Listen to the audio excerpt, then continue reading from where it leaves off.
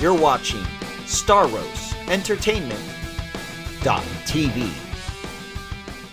Hi, this is Tyrone TANN with StarWarsEntertainment.tv, and we're here with my dear friend here. Matthew KAREDAS. Now, Matthew, what brings you out here? I know, but for the audience here, what brings you out here to this wonderful event? We're going to be this kind of the first sneak peek of the sequel to that film we had done, that Samurai Cop.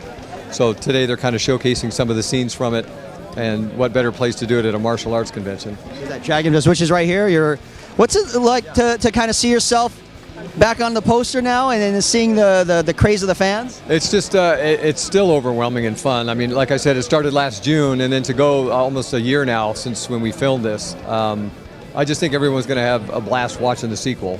It's a little different than the first, obviously, but for me, yeah, like I said, it was just a fun time to get back in front of the camera. And for those that are not too familiar with your character of the movie or the movie itself, can you explain a little bit about your character? I know you were on my radio show talking about it, but for those out there online, what can you explain a little bit about your character and the film itself? Yeah, the film itself was basically a low-budget lethal weapon ripoff, and due to the quality of the budget and writing and so on, it just became a fun movie that was so bad that it's hilarious. So it actually just became a cult classic. So my character basically was a cop that was brought from San Diego that was supposed to be a master in as a samurai, and what everyone had fun watching the first movie was that the skills were not even there. But with Gerald and everybody else, and Robert Zadar, who has recently passed, they all just came on board. We made this movie, and it just turned into this crazy little cult flick that everybody's enjoying.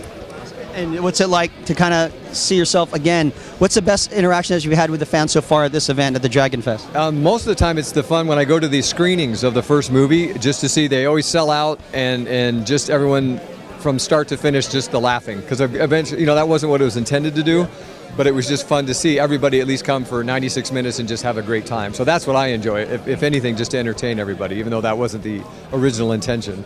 Awesome. And now, on my radio show, you talked a little bit about this, but the show is ultimately about inspiring others. What or who in your life inspired you to become an actor? I would say Stallone. Back when '78, when I watched the first Rocky, and then obviously to be lucky enough to work for him, as I've said in some of the interviews, as a bodyguard, and then to want to be an actor myself.